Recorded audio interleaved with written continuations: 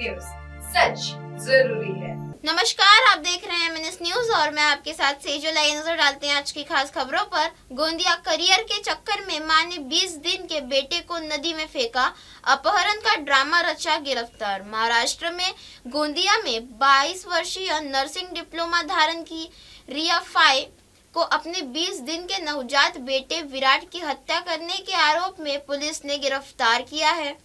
Police के अनुसार रिया नौकरी पाने को लेकर दबाव में थी और उसे लगता था कि बच्चा उसके करियर में बाधा बन रहा है। 17 नवंबर की रात रिया अपने बेटे को घर में पीछे से लेकर वैनगंगा नदी में डांगुरली पुल पर पहुंची और उसे नदी में फेंक दिया। अगले दिन वह थाने पहुंचकर रोते हुए अपहरण का नाटक करने लगी। हालांकि पुलिस ने उसके व्यवहार में इनकंसिस्टेंसीज देखी और गुप्त सूचना तथा पूछताछ के दबाव डालने पर रिया टूट गई। कबूलनामे के बाद बचाव दल ने नदी में खोज अभियान चलाकर नवजात का शव बरामद किया। रिया का विवाह प्रेम संबंधों से हुआ था, लेकिन पारिवारिक विवाद और आर्थिक मुश्किलों ने रिश्ते को तनावपूर्ण बना दिया था। इसी बीच रिया ने गर्भपात की कोशिश भी की, पर असफल रहने पर बच्चे को जन्म देने के बाद उसे खत्म करने की योजना बना ली।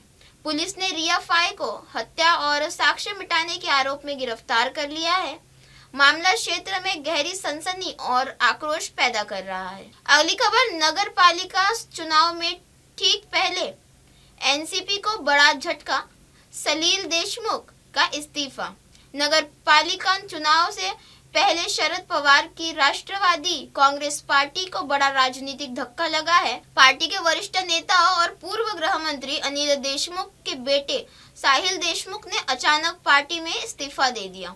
उन्होंने खराब स्वास्थ्य को कारण बताया, लेकिन राजनीतिक गलियारों में चर्चा है कि असली वजह काटोल नगर पालिका चुनाव में टिकट बंटवारे को लेकर देशमुख परिवार में भीतर हुआ विवाद है। बताया जा रहा है कि पार्टी ने राहुल देशमुख, जो पहले कई बार पार्टी के खिलाफ चुनाव लड़ चुके हैं, उनको महागठबंधन में शामिल कर नगराध्यक्ष पद के लिए टिकट दिया, जिससे अनिल देशमुख और सलील देशमुख नाराज थे। इसी मतभेद के हालात को इतना बिगाड़ा कि सलील ने आवेश में आकर इस्तीफा दे दिया। अपने इस्तीफे में सलील ने 20-22 साल की सक्रिय राजनीतिक भूमिका का जिक्र करते हुए कहा कि स्वास्थ्य खराब होने के कारण अगले 6 महीने तक काम नहीं कर पाएंगे, इसीलिए पार्टी पद छोड़ रहे हैं। उनका इस्तीफा नागपुर और विदर्भ की राजनीति में नई हलचल पैदा कर रहा है। अगली खबर, मराठी न बोलने पे लोकल ट्रेन में छात्र की पिटाई, तनाव में आकर की आत्महत्या। मुंबई के पास कल्याण से एक हैरान करने वाली खबर सामने आई है। हिंदी मराठी भाषा विवाद में एक कॉलेज के छात्र ने घर में फांसी के फंदे पर लटक कर खुदकुशी कर ली। मृतक छात्र की पहचान अर्नव खेरे के रूप में हुई है, जो कल्याण ईस्ट की तीसगांव नाका का रहने वाला था।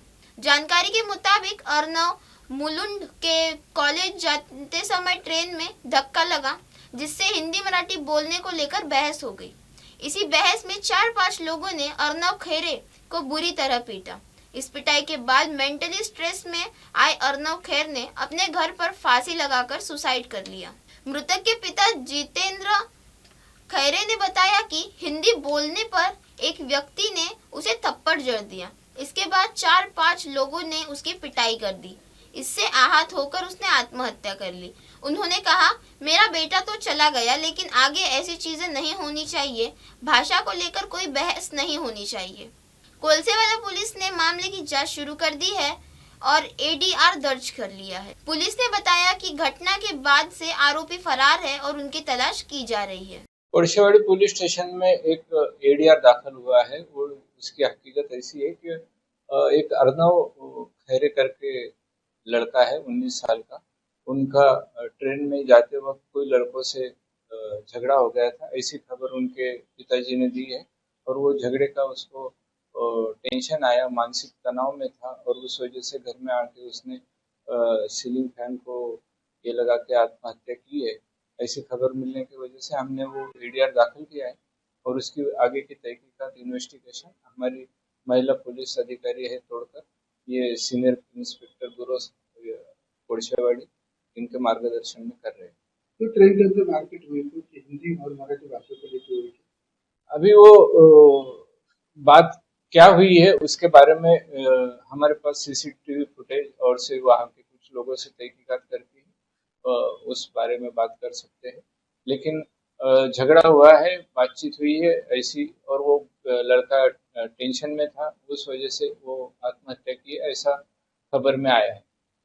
अगली खबर झारखंड बंगाल में कोयला माफिया पर ईडी का बड़ा शिकंजा, 40 से ज्यादा ठिकानों पर छापेमारी।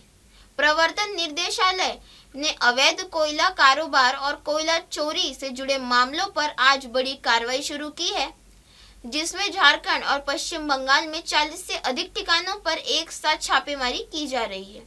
ईडी टीमों ने प्रमुख कोयला कारोबारियों, कथित कोयला माफियाओं और उनके जुड़े ठिकानों पर तलाशी अभियान चलाया है, जिससे दोनों राज्यों में हड़कंप मच गया। अधिकारियों के अनुसार जहां कोयला चोरी, अवैध खनन और तस्करी से जुड़े उन मामलों पर केंद्रित है, जिससे ने सरकारी राजस्व को सैकड़ों करोड़ रुपए की हानि का अनुमान है। झारखंड में रांची सहित 18 लोकेशन पर छापे डाले गए, जहां अनिल गोयल, संजय उद्योग, एलबी सिंह और अमर मंडल से जुड़े मामलों की जांच की जा रही है। वहीं पश्चिम बंगाल में दुर्गापुर, पुरुलिया, कोलकाता और हावड़ा में 24 ठिकानों पर एक्शन हुआ, जिसमें कोयला कारोबारी नरेंद्र खड़का, युधिष्ठिर घोष और कृष्ण मुरारी कायल से जुड़े पते शामिल हैं। ईडी की यह सामूहिक कार्यवाही अवैध कोयला नेटवर्क के खिलाफ सबसे बड़ी रेड मानी जा रही है और एजेंसी का कहना है कि आने वाले दिनों में कई नए खुलासे संभव है। अगली खबर, ठंड बढ़ने की चेतावनी, अगले हफ्ते पारा 2 से 3 डिग्री तक गिरेगा। मौसम विभाग ने चेतावनी दी है कि अगले एक हफ्ते में तापमान 2 से 3 डिग्री सेल्सियस तक गिर सकता है, जिससे ठंड का असर और बढ़ेगा, जिसके कारण सिर्फ हुडी पहनना पर्याप्त नहीं रहेगा। जैकेट या सिर पर कैप पहनने की सलाह दी गई है। उत्तर भारत में सर्दी बढ़ने की संभावना है, जबकि दक्षिण में बंगाल की खाड़ी में निम्न दबाव प्रणाली बनने के कारण तमिलनाडु और अंडमान निकोबार में भारी बारिश हो सकती है। दिल्ली में वायु प्रदूषण का स्तर भी खराब है। आईएमडी के मुताबिक उत्तर पश्चिम मैदानी इलाकों में अब तक बड़े बदलाव की उम्मीद नहीं है, लेकिन आने वाले दिनों में रात का तापमान फिर गिर सकता है। अगली खबर, इम्फाल में बोले मोहन भागवत, सरकार के मामलों में दखल नहीं देता, लेकिन मणिपुर में सरकार अवश्य होनी चाहिए। मणिपुर के हालात का जायजा लेने पहुंचे आरएसएस प्रमुख मोहन भागवत ने इम्फाल में आयोजित सभा में कहा कि आमतौर पर सरकार और राजनीतिक दलों में के कार्यों में दखल नहीं देते, लेकिन मणिपुर में स्थायी सरकार का गठन बेहद आवश्यक है और इस दिशा में प्रयास चल रहे हैं। मई 2023 का जातीय हिंसा के बाद यह उनका पहला दौरा है। उन्होंने कहा कि भौतिक शांति जल्द बहाल हो सकती है, लेकिन आंतरिक शांति आने के समय लगेगा और इसके लिए समाज का संयम जरूरी है। भागवत ने आरएसएस के काम को अतुलनीय बताते हुए कहा कि संघ की तुलना किसी भी संगठन से नहीं की जा सकती और इसे समझने के लिए शाखा में जाना आवश्यक है। उन्होंने स्पष्ट किया कि हिंदू शब्द एक सांस्कृतिक पहचान का प्रतीक है, न ही मजहब धार्मिक पहचान का। आरएसएस प्रमुख ने कहा कि राष्ट्र की प्रगति केवल सरकार पर नहीं बल्कि जागरूक और संगठित समाज पर निर्भर करती है। उन्होंने मणिपुर की सांस्कृतिक परंपराओं की प्रशंसा करते हुए शांति बहाल के लिए सामुदायिक प्रयासों का सबसे महत्वपूर्ण बताया। लेकिन अभी तो संघ के बारे में डिस्कशन है, तो संघ इसमें जितना कर सकता है वो सब करेगा और कर रहा है, किया है पिछले 3 साल में भी, क्योंकि गवर्नमेंट को मालूम हो ना मालूम हो, we are concern about each and every part of Bharat. और सब जगह हमारा ऑर्गेनाइजेशन है। हमारा ऑर्गेनाइजेशन आप लोगों के कारण है। हम किसी गवर्नमेंट के बलबूते नहीं है, आप लोगों के, उसके लिए जितना करना है वो सब हम करते। We don't leave any stone unturned, ये पक्का है। लेकिन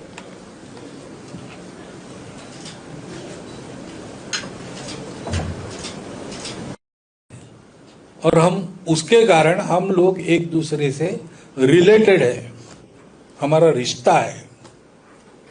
हम अलग अलग नहीं है, दिखते हैं और अलग अलग चलना पड़ता है, लेकिन ध्यान रखना कि हम सब एक हैं। ऐसे चलना, ये जो ग्रुप था उसको नाम दिया गुरु नानक देव जी ने हिंदू। भारतीय नौसेना के उप प्रमुख वाइस एडमिरल संजय वात्स्यायन ने पुष्टि की है कि चीन पाकिस्तान को नई पनडुब्बियां सौंप रहा है और उनकी तैनाती जल्द शुरू होगी। उन्होंने कहा कि भारतीय नौसेना पर इसे पूरे घटनाक्रम पर कड़ी नजर बनाए हुए हैं और समुद्री सुरक्षा सुनिश्चित करने के लिए आवश्यक कदम उठाए जा रहे हैं। सवालों के जवाबों में उन्होंने स्पष्ट किया कि भारत एक स्थिति से पूरी तरह अवगत है और हर संभावित चुनौती के लिए तैयार है। इसके साथ ही उन्होंने बताया कि चीन ने अपना तीसरा और सबसे उन्नत एयरक्राफ्ट कैरियर फुजियान की नौसेना में शामिल कर लिया है, जो इलेक्ट्रोमैग्नेटिक कैटोपल्स सिस्टम से लैस है। यह कदम हिंद महासागर क्षेत्र में चीन की बढ़ती समुद्री शक्ति को दर्शाता है। वाइस एडमिरल वात्स्यायन स्वावलंबन 2025 कार्यक्रम को संबोधित कर रहे थे, जहां उन्होंने भारतीय नौसेना में नवाचार और स्वदेशीकरण को लेकर भी महत्वपूर्ण बातें रखी। अगली खबर, पटना एयरफोर्स पर पीएम मोदी ने के पैर छूते दिखे सीएम नीतीश। आरजेडी ने वीडियो साझा कर कसा तंज। बिहार के ऐतिहासिक 10वीं बार मुख्यमंत्री बने नीतीश कुमार ने शपथ ग्रहण समारोह के बाद एक अनोखा पल सुर्खियों में आ गया है, जब उन्होंने प्रधानमंत्री नरेंद्र मोदी को पटना एयरपोर्ट से विदा करते हुए झुककर उनके पैर छू लिए। पीएम मोदी ने मुस्कुराते हुए उन्हें रोकने की कोशिश की, लेकिन यह क्षण कैमरे में कैद होकर सोशल मीडिया पर तेजी से वायरल हो रहा है। शपथ ग्रहण के बाद दोनों नेताओं ने बीच गर्मजोशी भरी बातचीत की तस्वीरें भी सामने आई हैं। इस घटना पर आरजेडी ने वीडियो साझा करते हुए तंज कसा है और लिखा, वीडियो में हवाई अड्डे पर प्रधानमंत्री ने पैर छूकर आशीर्वाद प्राप्त करते मुख्यमंत्री नीतीश कुमार। राजनीतिक गलियारों में इसे सम्मान और सांकेतिक संदेश दोनों रूप से देखा जा रहा है। अगली खबर, किसानों को बड़ा फायदा, अब जंगली जानवर और जल भराव से फसल नुकसान की पीएम फसल बीमा योजना में शामिल। केंद्र सरकार ने किसानों के लिए बड़ा फैसला लेते हुए प्रधानमंत्री फसल बीमा योजना में 2 नई श्रेणियों को शामिल कर लिया है। केंद्रीय कृषि मंत्री शिवराज सिंह चौहान ने घोषणा की कि अब जंगली जानवरों के द्वारा फसल को नुकसान और अतिवृष्टि में होने वाली बाढ़ या जल भराव की स्थिति में फसल खराब होने पर भी किसानों को मुआवजा मिलेगा। पहले ये दोनों नुकसान इस योजना के दायरे में नहीं आते थे, जिनकी किसान लंबे समय से मांग कर रहे थे। मंत्री ने कहा कि अब किसान बेझिझक फसल बीमा करवा सकते हैं और किसी भी प्राकृतिक या बाहरी नुकसान की स्थिति में भरपाई सुनिश्चित होगी। चौहान ने बताया कि वर्ष 2024-25 में देश का कुल उत्पादन बढ़कर 357.73 मिलियन टन हो गया है, जो पिछले वर्ष से करीब 8% अधिक है। उन्होंने इसे किसानों की मेहनत, आधुनिक तकनीक के उपयोग और केंद्र सरकार की कृषि हितैषी नीतियों का नतीजा बताया। प्रिय किसान बहनों और भाइयों, नमस्कार। आज एक खुशखबरी दे रहा हूं आपको। प्राकृतिक आपदाओं के कारण फसलों के नुकसान पर अपने प्रधानमंत्री श्रीमान नरेंद्र मोदी जी ने प्रधानमंत्री फसल बीमा योजना बनाई, लेकिन 2 नुकसान इसमें कवर नहीं थे, जिसकी लंबे समय से आप मांग कर रहे थे। एक, जंगली जानवरों से होने वाला नुकसान, और दूसरे, अतिवृष्टि के कारण, बाढ़ या जल भराव के कारण फसलों को होने वाला नुकसान। अब मैं आपको प्रसन्नता के साथ ये सूचना दे रहा हूं कि ये दोनों नुकसान भी फसल बीमा योजना में कवर कर लिए गए हैं। जंगली जानवर अगर फसलों को नुकसान करते हैं तो भी नुकसान की भरपाई होगी, और जल भराव के कारण भी अगर फसल खराब होती है तो भी नुकसान की भरपाई होगी। प्रधानमंत्री जी को बहुत बहुत धन्यवाद। अब देर मत कीजिए, जल्दी अपनी फसल का बीमा करवाइए। धन्यवाद। अगली खबर, देश में शीतलहर और चक्रवाती तूफान का अलर्ट, कई शहरों में भारी बारिश और कड़ाके की ठंड की चेतावनी। देश में कई हिस्सों में मौसम का मिजाज बदला हुआ है। दिल्ली एनसीआर में तापमान गिरकर 11 डिग्री सेल्सियस तक पहुंच गया है और अगले कुछ दिनों में न्यूनतम तापमान 9 डिग्री सेल्सियस से 11 डिग्री सेल्सियस के बीच रहने का अनुमान है। मौसम विभाग ने मध्य प्रदेश, गुजरात, मध्य महाराष्ट्र, छत्तीसगढ़, तेलंगाना और पूर्व राजस्थान में शीतलहर की चेतावनी जारी की है।